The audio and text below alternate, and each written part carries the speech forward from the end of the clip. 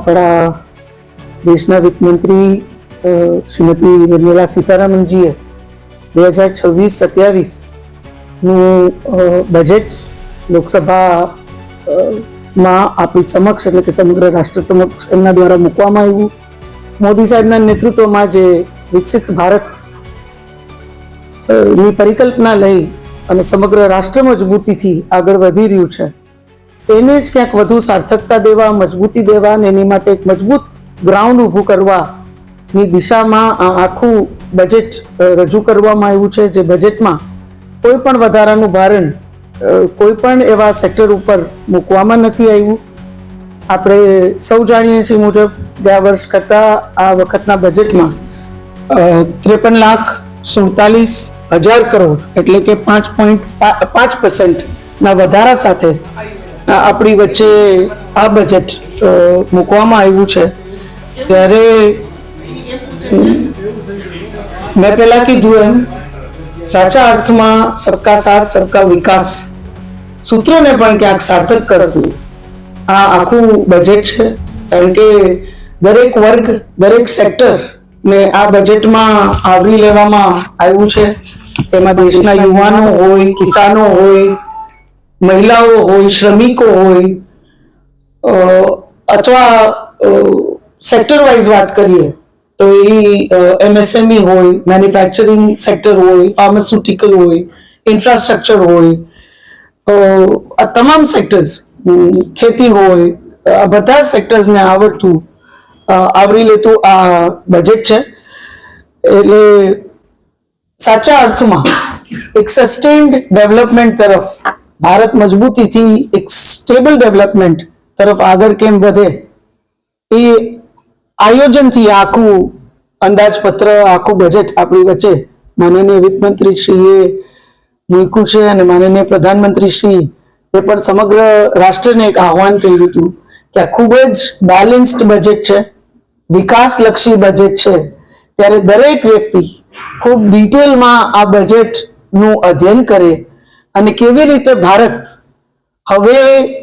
પ્રાથમિક બધા જે સંઘર્ષો હતા એમાંથી ઉપર ઉઠી અને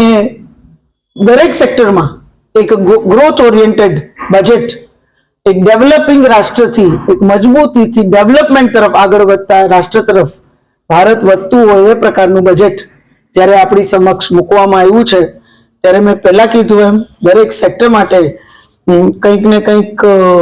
આ બજેટમાં છે. દરેક વર્ગો માટે ખૂબ આયોજનપૂર્વક દરેક વર્ગને બેનિફિટ થાય એ પ્રકારે પણ આ બજેટમાં બધા જ પ્રાવધાનો છે.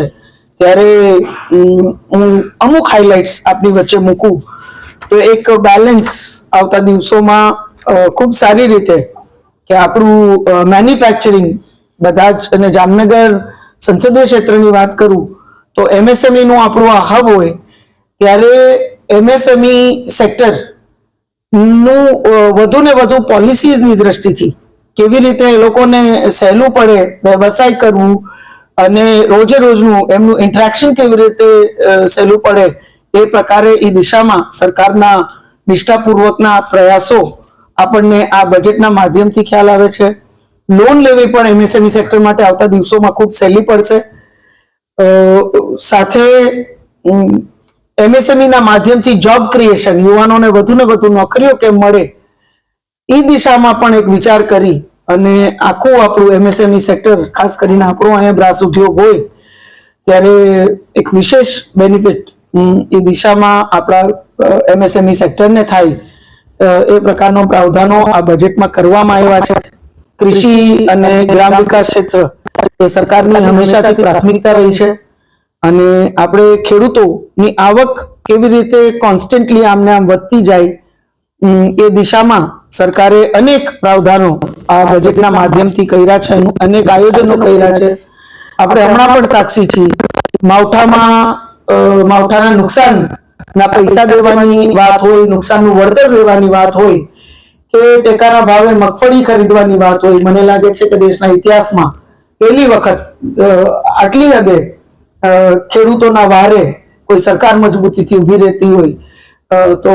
કેન્દ્ર સરકાર મોદી સાહેબના નેતૃત્વમાં મજબૂતીથી સમગ્ર રાષ્ટ્રમાં, આ તો મેં તમને ગુજરાતનું આપણા ક્ષેત્રનું ઉદાહરણ આપ્યું, સમગ્ર રાષ્ટ્રમાં આ તમામ પ્રશ્ને અને ખેડૂતોના સંઘર્ષોમાં ઊભી છે.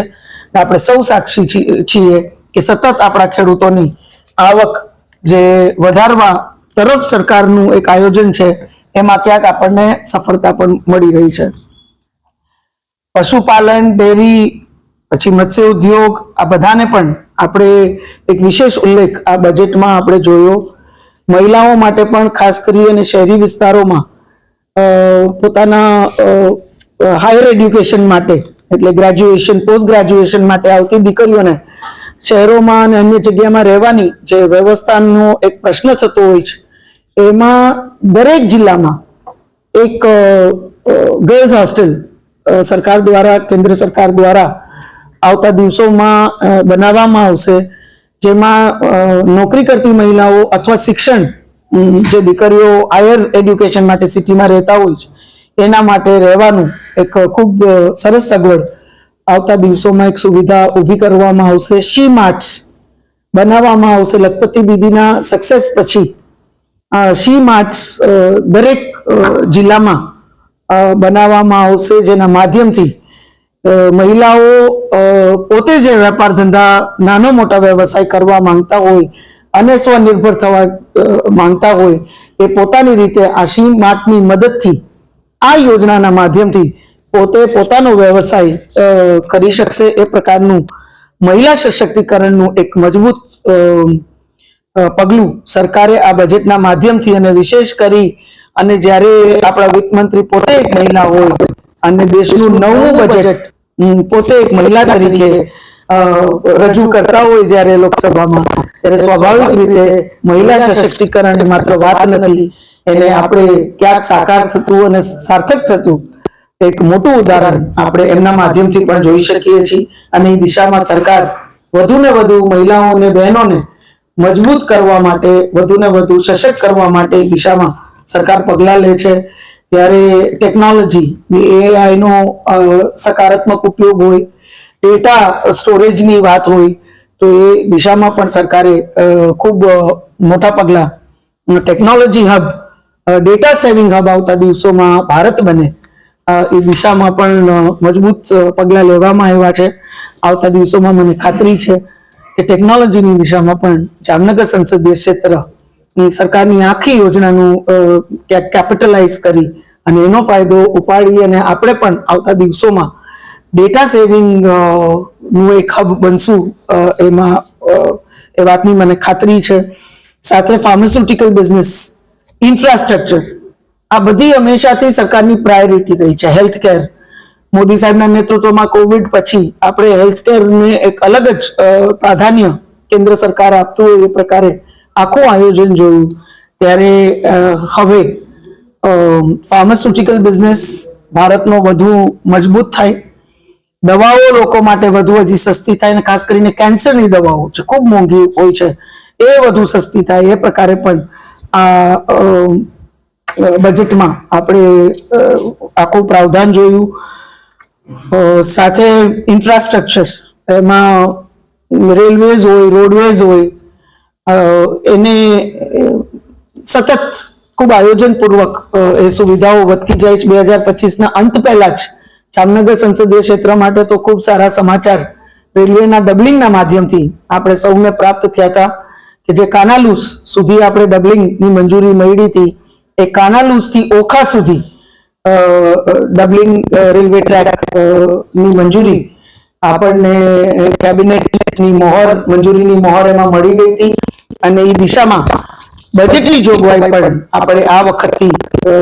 આવતા દિવસોમાં પ્રાપ્ત થશે. એટલે જેવું કાનાલુસનું કામ પૂર્ણ થશે,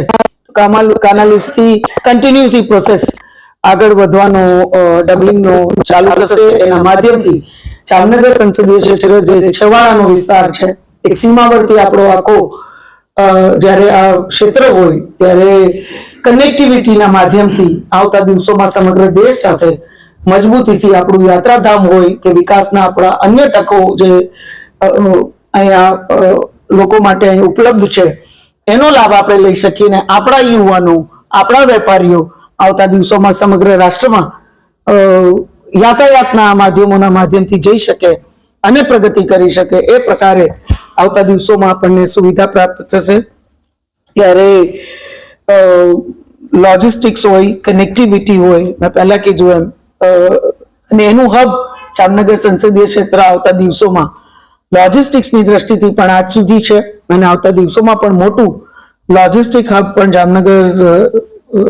સંસદીય ક્ષેત્ર બનવા જઈ રહ્યું હોય ત્યારે અનેક એ દિશામાં પ્રાવધાનો કરવામાં આવ્યા છે. સ્પોર્ટ્સ, રમત ગમતની સુવિધાઓ વધારવી. જ્યારે ભારત દેશ કોમનવેલ્થ ગેમ નું યજમાન પદ 2030માં સંભાળવાનું હોય ત્યારે સ્વાભાવિક રીતે સ્પોર્ટ્સ ઇન્ફ્રાસ્ટ્રક્ચર ને એક વધુ બઢોતરી મળે એ દિશામાં, અને એમાં ગુજરાત પણ એક મુખ્ય યજમાન તરીકે મહત્વની ભૂમિકા આવતા દિવસોમાં ભજવવાનું હોય ત્યારે આપણા યુવાનો માટે કદાચ આ ખૂબ જ ખુશીના સમાચાર છે કે આપણી જે સ્પોર્ટ્સ ફેસિલિટીઝ છે એ આવતા દિવસોમાં વધુ અપગ્રેડ થશે સમગ્ર દેશમાં, અને એમાં ગુજરાતમાં પણ થશે. સાથે જામનગર સંસદીય ક્ષેત્રમાં પણ આપણે આવતા દિવસોમાં વધુ સ્પોર્ટ્સ ફેસિલિટીઝ આપણા યુવાનો માટે, આપણા રમતવીરો માટે આપણને આવતા દિવસોમાં ચોક્કસ પ્રાપ્ત થશે એ વાતની મને ખાતરી છે. મેં લગભગ બધી વાત આપની વચ્ચે મૂકી ત્યારે જામનગર સંસદીય ક્ષેત્ર માટે એક ખૂબ મોટી ગર્વની વાત કદાચ આ બજેટમાં આપણે સૌએ જોઈ અને અનુભવી હશે.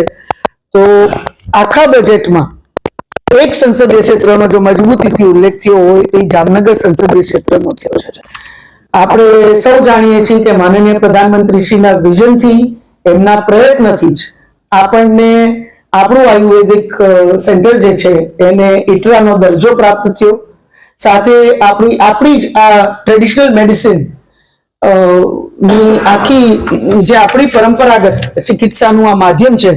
એના પર જે વિશ્વાસ આપણા માનનીય પ્રધાનમંત્રી શ્રીનો છે અને એમના જ પ્રયત્નથી આપણે WHO નું ટ્રેડિશનલ મેડિસિન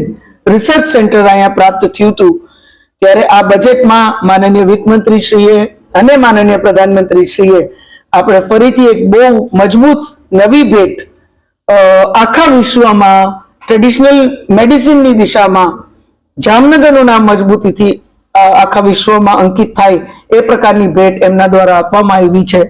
આપણા ટ્રેડિશનલ મેડિસિન રિસર્ચ સેન્ટરને અપગ્રેડ કરવામાં આવ્યું છે, જેમાં રિસર્ચની સાથે સાથે જે ઠોસ આપણને પુરાવા મળશે, એ પુરાવા જે ફેક્ટ ફાઇન્ડિંગ હશે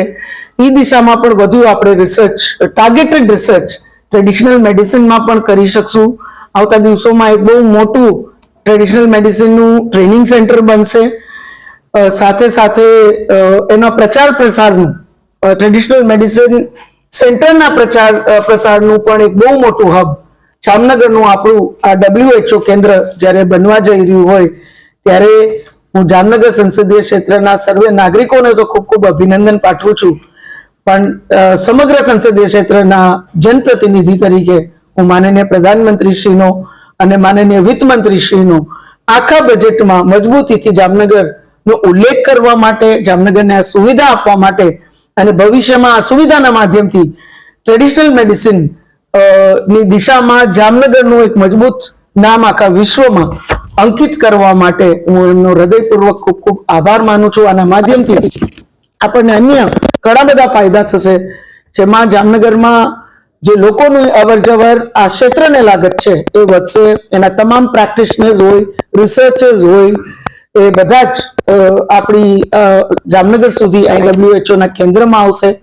વધુ ને વધુ રોજગારીની તકો, નોકરીની તકો પણ આ સેન્ટરના માધ્યમથી આપણે પ્રાપ્ત થશે. ત્યારે હું માનનીય પ્રધાનમંત્રીશ્રીનો, માનનીય વિત્તમંત્રીશ્રીનો ફરીથી આભાર માનું છું. અને સમગ્ર સંસદીય ક્ષેત્રના નાગરિકો જે પ્રકારે એમને નોંધ દિલ્હી સુધી કરાવી છે સમગ્ર ક્ષેત્રની, ત્યારે એમનો હૃદયપૂર્વક આભાર માની એમને અભિવાદિત કરું છું. હું માનું છું કે નાગરિકો દ્વારા જ આ શક્ય થયું છે, અને માનનીય પ્રધાનમંત્રીશ્રીએ જે રીતે નોંધ આપણા નાગરિકો આપણા ક્ષેત્રની કરાવે છે એ જ રીતે ક્યાંક આપણી નોંધ સમગ્ર વિશ્વ ફલક ઉપર થાય એ પ્રકારની ભેટ પણ કેન્દ્રના બજેટના માધ્યમથી આપણે સૌને પ્રાપ્ત થઈ છે. ત્યારે ખૂબ મોટી વાત દરેક આપણા ક્ષેત્રના નાગરિકો માટે છે કે બજેટમાં એકમાત્ર ક્ષેત્રનો ઉલ્લેખ થયો હોય સ્પષ્ટ, જેને ડાયરેક્ટ એક બેનિફિટ મળ્યો હોય તો એ જામનગર સંસદીય ક્ષેત્ર છે. એટલે આ રીતે આપણે સૌ જાણીએ છીએ એ મુજબ એક ખૂબ જ સકારાત્મક વિકાસ લક્ષી અને એક સ્ટેબલ ગ્રોથ ભારતનું એન્શ્યોર કરતું રહે એ પ્રકારે ઇન્ફ્લેશન અને અન્ય બધી જ વાત ધ્યાનમાં રાખી ચાર જે મુખ્ય પાયાઓ બજેટના હોય એ એક બેલેન્સ રીતે એ પાયાઓ આગળ વધે એ રીતે આખું બજેટ આપણા વચ્ચે મૂકવામાં આવ્યું છે. ત્યારે મને ખાતરી છે જે વિકસિત ભારતની પરિકલ્પના લઈ અને આપણે આગળ વધી રહ્યા છીએ મોદી સાહેબના નેતૃત્વમાં, એને સાકાર કરતું અથવા એને વધુ મજબૂતી આપતું આ બજેટ છે. ત્યારે આવતા વર્ષે આ એક વર્ષનું આજે બજેટ આપણી વચ્ચે મૂકવામાં આવ્યું છે, એમાં આપણે સૌને એક વર્ષની અંદર ભારત દેશ મજબૂતીથી દેશની જ્યારે આજે ચોથી સૌથી મોટી ઇકોનોમી હોય ત્યારે આવતા દિવસોમાં એ ત્રીજું અને બીજા સ્થાને આપણને પહોંચતી ક્યાંક આવતા વર્ષ સુધીમાં દેખાશે એ પ્રકારનું પણ આ બજેટ છે. ત્યારે સર્વાંગી વિકાસ તરફ આપણે લઈ જતું, દરેક વર્ગને આવરી લેતું, દરેક સેક્ટરને આવરી લેતું આ વિકાસ લક્ષી બજેટ બદલ અને એમાં જામનગર સંસદીય ક્ષેત્રના એક વિશેષ ઉલ્લેખ અને સુવિધા બદલ હું માનનીય પ્રધાનમંત્રી શ્રી, માનનીય વિત્ત મંત્રી શ્રી અને આપણા સર્વે નાગરિકોને અભિવાદિત કરી અને વિશેષ આભાર આ બંને આપણા મહાનુભાવોનો માનું છું.